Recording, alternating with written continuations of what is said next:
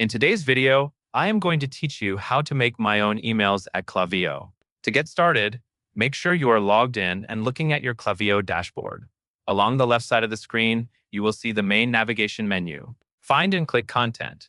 This area is where Klaviyo stores the assets you use in emails like images, forms, and templates. After you click Content, select Templates. Templates are reusable email designs, so building one here is a great way to save time later. Once you are on the Templates page, look to the top right and click Create.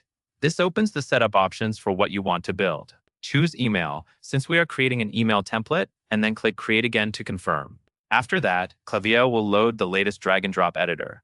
Now you are in the design interface, where you build your email visually. You will see your canvas in the center, which is the email layout, and a sidebar where your content blocks live.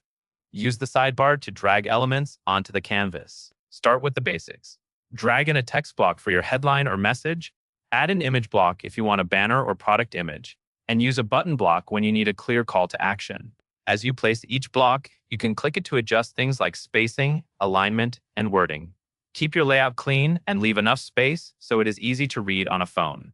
When your design is in place, go to the top right and click Preview and Test.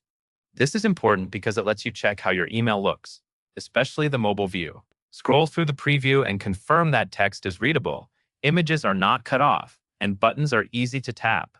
If something looks off, close the preview, make small adjustments in the editor, and preview again. When you are finished, click Done, then Exit. Klaviyo will automatically save your work, and the template will now be stored in your templates list, ready to use whenever you build a campaign or flow email. That covers everything you need to know.